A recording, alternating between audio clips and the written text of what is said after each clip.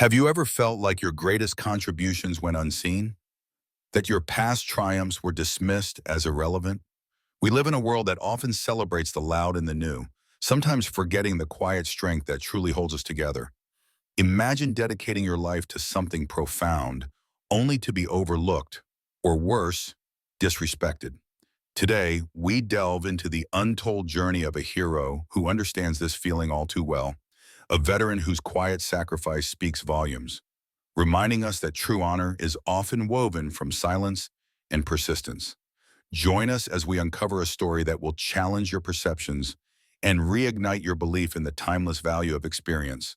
Her uniform hung on her frame like a quiet echo from another time. The fabric, once crisp and commanding, had softened with age. The stitching was frayed, the colors dulled into muted shadows of the original green and brown. It was a uniform that had lived through years most tried to erase. Some called her a relic. Others whispered that she was past her prime. They saw nothing but the wear and tear. But when General Brandt happened to catch sight of a tiny triangular emblem near her left shoulder, subtle, easily missed, he stopped mid-step. His gaze sharpened, his breath hitched, his fingers, once loose at his sides, curled with sudden tension. That symbol wasn't meant to be seen. Not by just anyone. Not unless you knew exactly what it meant. Captain Riley Thomas was 42 now, a name long gone from the front lines of official records. But those who truly knew remembered. She had once served in the now disbanded Covert Operations Unit known only as Nightshade, a shadow team spoken of, in passing if at all, and always in hushed tones behind closed doors. 8 years ago, after one final mission classified at the highest level, the unit was quietly erased from every public document. Riley had walked away from that world not with fanfare but with silence. Since then, she'd taken obscure logistics jobs tucked inside military training programs. Efficient, forgettable roles. To most, she was just another former soldier who'd faded with time. Another file closed. Her recent transfer to Blackstone Base wasn't ceremonial. It was routine. An internal military conference. No special orders, no welcome party. She arrived alone, dressed in her old uniform, not to provoke attention, but out of quiet reverence. It was the last piece of her past she still allowed herself to wear. A silent act of remembrance. But to the younger officers at Blackstone, she was invisible. Until she wasn't. They didn't see the symbol. They didn't recognize the woman. They saw only the worn fabric, the softened boots, the lines around her eyes. And they laughed. "Look at that antique," one of them muttered, low enough for plausible deniability, but loud enough that she could hear. "Must be another old vet trying to hang on to some shred of glory," another one snickered. "Probably bores anyone who'll listen with back in my day stories," came a third voice, full of barely masked contempt. Riley didn't stop walking. Her boots made soft, steady thuds against the polished floor of the corridor, a rhythm that matched the dull ache settling in her chest. She said nothing. Her face was unreadable, but her fingers lifted to the patch near her shoulder, tracing the small, silvery triangle sewn tightly into the fabric, an emblem so secret, so sacred, that even most generals weren't authorized to wear it. Each rough thread of her uniform held memories, nights spent waiting in silence, missions that never made the news, sacrifices erased on purpose. The pain she carried was not for display, but they called it weakness. They mistook silence for defeat. When she entered the dining hall, the hum of conversation dropped instantly. Plates clinked awkwardly. Conversations paused mid-sentence. Heads turned. Young soldiers stared. Some with curiosity, some with something colder. Disdain, maybe, the kind reserved for things they didn't understand. A sergeant standing near the entrance raised an eyebrow. His voice was smooth, but the tone was tinged with condescension. "Ma'am, are you sure you're in the right place?"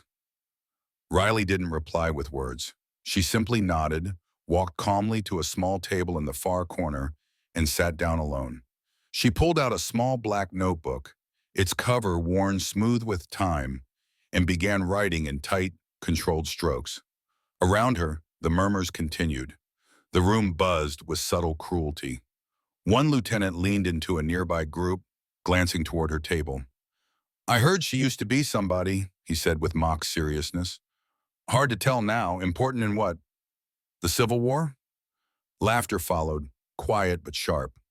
Riley didn't look up. Her pen didn't pause. But her eyes, narrowed and unflinching, burned through the pages. She was recording, not out of spite, but for memory's sake. Every smirk, every cutting remark etched into her mind. She didn't hate them for what they said, but she wouldn't forget it either. Later that evening, during the informal gathering before the main conference began, the atmosphere shifted from subtle to shameless. The younger officers dominated the room, speaking in loud, confident tones. They boasted about tactical wins and simulation exercises, debated modern warfare theories, shared stories about promotions and projects. Riley stayed near the wall, notebook in hand, observing. No one acknowledged her. She might as well have been a piece of forgotten equipment.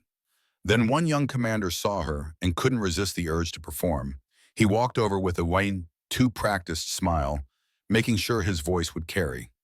"Ma'am," he began with a syrupy tone, "you might actually learn something from us tonight. That is, if you can keep up with how we do things these days." He paused just long enough for the snide implication to land, then added louder, "Learning from the old generation can be valuable, as long as we don't also learn how to fail." Scattered laughter spread across the room. Some chuckled uncomfortably. Others looked away, sensing the cruelty but not daring to challenge it. Riley didn't rise to the bait. She lifted her eyes from the notebook just long enough to meet his. Her gaze was clear, precise, cold in a way that cut deeper than any insult. Then she simply looked down again and resumed writing. Her silence was deliberate, sharp. It silenced more than it invited. For a brief moment, the light from the conference room flickered against the emblem on her shoulder. Just a flash, a glint, easy to miss. But for those who truly knew what it meant, that flash said more than words ever could. None of them truly grasped what they were seeing. Not one of them understood the depth of what stood before them. But that was about to change. The main conference room was alive with anticipation. It was early morning, and the space was already packed with young officers in spotless dress uniforms, their medals catching and reflecting the overhead lights like polished mirrors. The air buzzed with ambition and eagerness.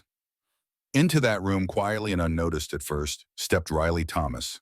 Her uniform, faded with time and use, looked distinctly out of place among the clean lines and sharp edges of the modern military attire surrounding her. She didn't make a show of herself.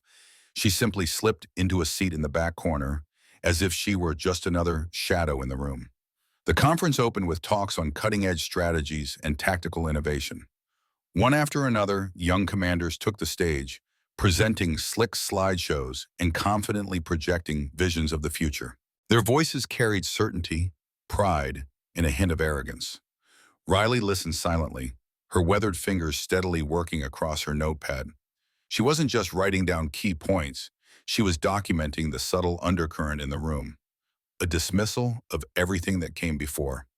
During the first break, small groups formed near the coffee station. Conversations floated across the space, some hushed, some loud enough to cut through the background hum. "Did you see her taking notes like she's trying to learn something? Probably trying to figure out how we use computers now. I heard she's some kind of advisor." "Advise who? A museum?" The laughter that followed was sharp-edged and mocking. Each word landed like a blow, but Riley didn't flinch. Her face remained composed, her hand unwavering as she continued writing, even though her chest burned with a quiet, simmering anger. When the break ended and everyone returned to their seats, a young colonel named Patterson took the podium. He was the embodiment of the new era, sharp, confident, Ivy League polished, and untouched by war. The kind of soldier who wore potential like a badge. "Ladies and gentlemen," he began, his voice smooth, "today we talk about the future of military operations. It's time we leave behind outdated ideas and fully embrace innovation." He let the words hang for a moment before sweeping his eyes across the room. When they settled on Riley, his lips curled ever so slightly, betraying a smug satisfaction. "Some of you might wonder why we even bother studying the past. After all, the old ways brought about old failures. The previous generation had their chance. Frankly, they didn't deliver." The room grew still. A few officers shifted in their seats, clearly uncomfortable, but none interrupted. Patterson, encouraged by the silence, pressed on. Nostalgia cannot cloud our decision-making. We cannot allow sentimental ties to outdated veterans hold us back. Progress demands a clean break. Riley's pen came to a stop. She raised her head and her gray eyes locked with Patterson's. Cold, calm, unflinching. He hesitated, just for a fraction of a second, then pushed forward. Perhaps our guest in the back would like to share some pearls of wisdom from the good old days. All heads turned toward her. Some expressions were awkward, others curious. A few smirked openly. Riley stood slowly. There was something in her movement, not grand, but deliberate, that drew the room's attention. Though she spoke softly, every person heard her clearly. "I have nothing to add to your discussion, Colonel," she said evenly. "You seem to already have all the answers." Then she sat down again, calm as ever. No defensiveness, no anger, just truth spoken plainly. And with that, the mood in the room shifted. An uneasy silence settled like dust.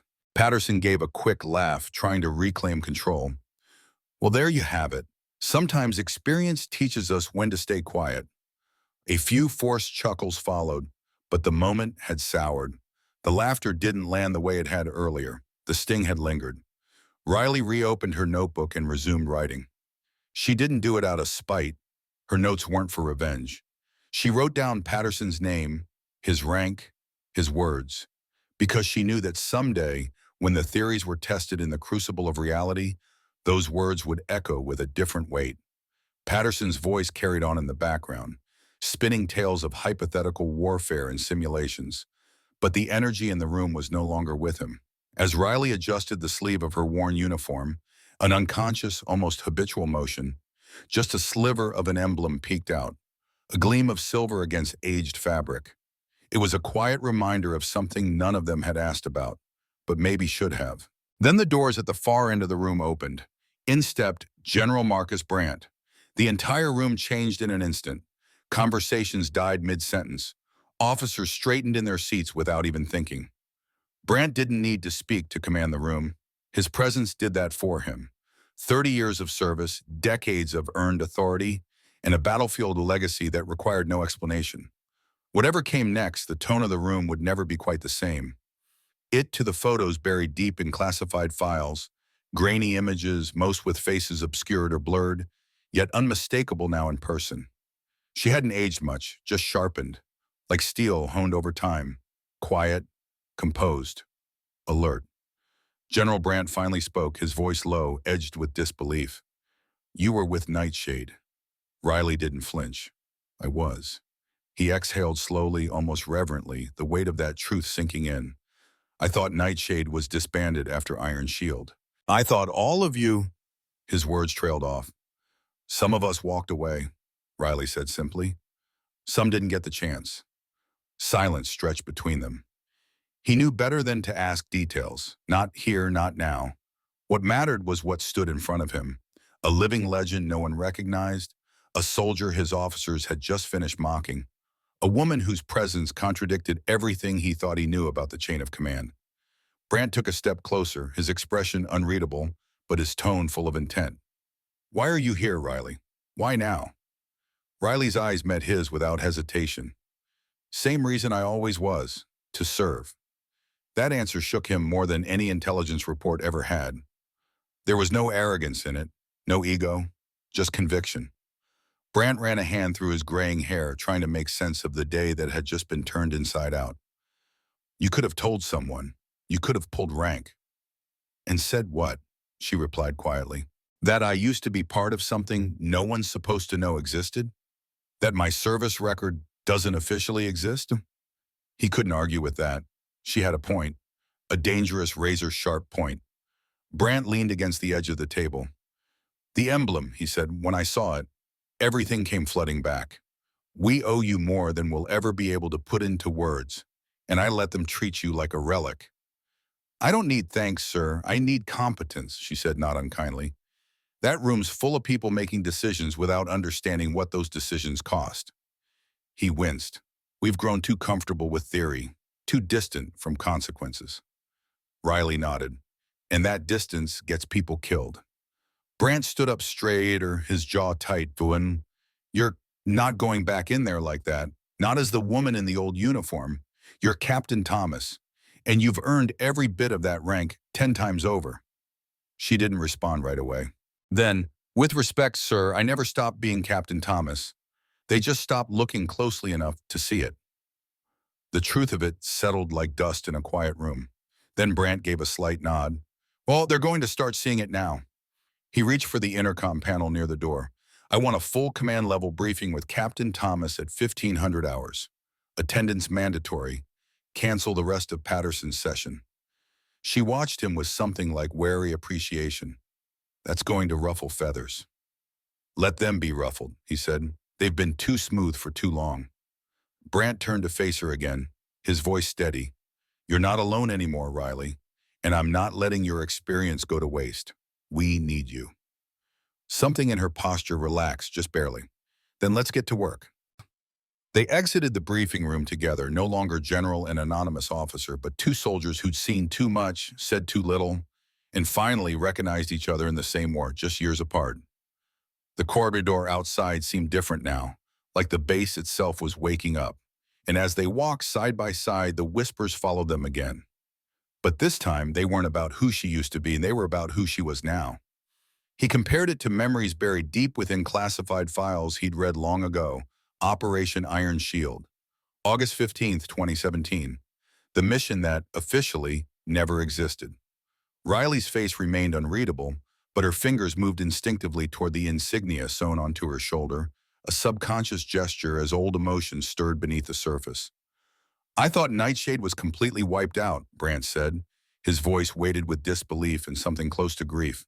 The final report said there were no survivors. It was the first time Riley spoke since entering the stark, windowless room. Her tone was calm, deliberate, but tired.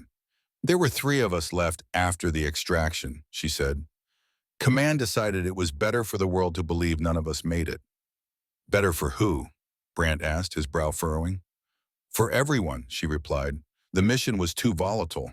If word got out that any of us were still alive, too many interested parties would have ensured our silence.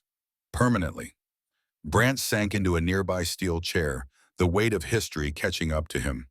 I was just a lieutenant colonel back then, but I was cleared for a few of the after-action briefings.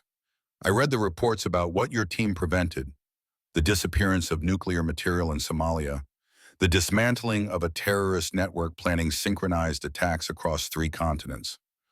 Riley remained upright, her stance textbook straight despite the memories pressing on her like concrete. We did what we were trained to do, she said without inflection. What you were trained to do, Brandt echoed, his voice rising slightly. Captain, your unit stopped what intel analysts were calling the largest planned terrorist operation in human history. One briefing claimed Nightshade neutralized an entire network, retrieved weapons-grade uranium, and crippled operations across 7 nations. And all of it within 48 hours. Riley's jaw twitched, barely noticeable, but enough. The official stance, she said flatly, is that Nightshade never existed. The official stance, Brandt repeated, rising from his seat, his voice gaining force, doesn't change the truth, doesn't erase what I know, doesn't erase what you did. He strode to the secure console tucked into the corner, typed in a series of codes only a handful of people on the planet could access. A set of files blinked onto the screen, each marked with red classification stamps that rendered them invisible to nearly the entire armed forces. Look, he said, pointing to a line in a document. Presidential briefing, dated August 20th, 2017. It says, Unknown Special Operations Unit prevented catastrophic terrorist action. Estimated civilian lives saved, 50,000 to 100,000 across multiple metropolitan targets. Riley glanced at the screen, but her expression didn't change. She said nothing. Brandt turned back toward her, his eyes locked on hers, burning with a mix of admiration and frustration. And now they've got you sorting boxes in logistics support, letting some punk lieutenant talk down to you like you've never held a weapon? I requested this post, Riley said, voice low and steady. I chose it. I wanted to serve, quietly. No praise, no attention, no questions. For everything you gave, he said incredulous. You deserve better. Her composure faltered for just a second. A flicker of something raw passed through her eyes. In my world, recognition gets people killed, she murmured. The three of us who made it out, we made a vow. No names, no contact, no records. We disappear. We serve in silence. That's how we protect the mission. Brandt studied her, the silence between them stretching long. Then he asked, softer now, and the others? One works as a janitor at a high school in Ohio, she said. The other's a park ranger in Montana. We haven't spoken in years, not even once. As far as the world knows, Nightshade never existed. But you still serve, Brandt said. We swore an oath, General. That oath didn't come with an expiration date. He moved to the narrow window, staring out at the base as the next generation of soldiers crossed the field. Young men and women full of confidence and textbook knowledge. Utterly unaware that one of the most lethal operatives in modern warfare was being dismissed in their own ranks. This ends today, he said, his voice quiet but resolute. Riley's head shot up. Sir, if you expose my identity, if anything linked to that mission comes out, there will be consequences. The security risks. I'm not exposing classified intel, Brandt interrupted, spinning to face her. I'm talking about the disrespect. I'm talking about making sure these kids stop treating real warriors like they're expendable. I'm talking about making them understand what experience really looks like. Drafting strategy from behind a desk, she's been bleeding in the dirt, making calls with real lives on the line. That kind of Nightshade moment, hard-earned and soaked in consequence, can't be taught in a classroom, only passed down by those who've carried it firsthand. And now she will. Patterson swallowed hard, his face pale now. Around him, the room had gone utterly still. The younger officers who had snickered or rolled their eyes earlier were now quiet, sobered by the shift in tone. Even the lieutenant who had awkwardly apologized to Riley earlier now sat rigid, his hands clasped in his lap. Brandt let the moment linger. His voice dropped, low and forceful. Make no mistake, Captain Thomas's presence here is not a courtesy. It's a necessity. If we want our people to survive the kind of conflicts we're walking into, we don't need theory. We need truth. We need grit. We need someone who has been there. He turned slightly, acknowledging Riley with a subtle tilt of his head. And that someone is her. Riley, seated at the back of the room, didn't smile, didn't nod. She simply met every stare with quiet, unflinching steadiness. The scars she carried weren't visible, but they spoke louder than any rank insignia or citation ever could. Brandt faced forward again. Dismissed, he said curtly. Chairs scraped as the officers stood, but the usual murmur of small talk or shifting papers never followed. Instead, they left in a silence that hung heavy, a silence filled with the weight of everything unspoken and newly understood. As the room cleared, Patterson remained frozen, still standing off to the side like a man trying to figure out when exactly the ground had shifted beneath him. Riley stood and made her way to the front, not with arrogance or triumph, but with quiet certainty. Brandt waited. When she reached him, he gave a small nod. They'll adjust. They'll have to, she said evenly, eyes steady on the door. He smiled again, faint, tired, but real. Welcome back, Captain. She gave the barest hint of a nod, not for him, but perhaps for herself, for everything ahead. And together, without another word, they left the room behind.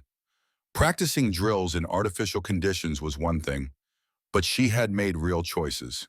Irreversible, life-altering ones, when bullets were flying and lives hung in the balance. The room had gone completely still. Even Colonel Patterson seemed to realize just how badly he had misread the moment. General Brandt's voice was firm, deliberate. Effective immediately, I am instituting mandatory respect and courtesy training for every single person in this unit. Clearly, some of you need a reminder that military discipline includes treating all service members with dignity, regardless of what uniform they wear or what their current assignment is. Across the room, the mood shifted. The younger officers, who had so recently been laughing and sneering, now looked deeply ashamed. Their earlier cruelty seemed unimaginable in the silence that followed. A lieutenant seated in the third row cautiously raised her hand. Sir, may I speak? Brandt gave a nod. She rose from her chair and turned directly toward Riley. Captain Thomas, I'd like to offer you a formal apology. Our conduct was disrespectful and unprofessional. The lieutenant's voice was steady, but her eyes betrayed the weight of her words. Ma'am, I'm sorry. We made unfair assumptions about you. One by one, others followed. Officers rose from their seats slowly, awkwardly at first, then more urgently, as if needing to shed the guilt from their shoulders. I was wrong to dismiss your experience. I should have shown you the respect you deserve from the beginning. My comments were uncalled for. Please accept my apology. Captain Riley Thomas remained seated throughout, her expression calm and unreadable. She didn't smile. There was no smugness, no satisfaction in watching them eat their words. When the apologies had all been said, she finally rose to her feet. Her voice was clear and strong, cutting through the room like a blade. I don't need your apologies, she said. What I need is your commitment to do better, not just with me, but with every veteran who walks through these doors wearing an old uniform and carrying the kind of scars you don't always see. She looked around the room slowly, letting her words land. Some of the most important lessons in war don't come from textbooks or simulations. They come from the people who walked away from battles others didn't survive. Don't forget that. For the first time, Colonel Patterson spoke. His voice was quiet but sincere. Captain Thomas, it would be an honor to learn from your experience. I clearly have a lot to learn about perspective. Riley gave a single, brief nod. A gesture of respect returned. General Brandt smiled slightly, his expression one of approval. Excellent. Captain Thomas will assume her new role tomorrow. I expect every officer in this room to offer her the full cooperation and professional courtesy due to her. The room, once filled with arrogance and condescension, now buzzed with an entirely different energy, curiosity, respect, and the unmistakable tension of people suddenly aware they had much to learn, and they wanted to learn it from her. 3 weeks later, Blackstone Base was a different place entirely. Captain Riley Thomas moved through the halls wearing her new advisor's uniform. It was sharp, custom-fitted, crisp in every detail, but the small Nightshade emblem remained on her collar, no longer hidden, though its meaning was still classified. The same young officers who once scoffed at her now stopped her in the halls, eager for guidance. They sought her advice on everything: combat tactics, field leadership, stress under fire. Where once they avoided her, now they leaned in to catch every word she offered. In the training facility, she observed a squad of lieutenants running through a mock urban combat exercise. Their movements were clean and by the book, but too perfect, too predictable. Stop, Riley said, her voice calm but commanding. The squad froze. You're thinking like soldiers on paper, not survivors in the field. Rules don't keep you alive. Instinct does. Adaptability does. They gathered around her quickly, hanging on her every word.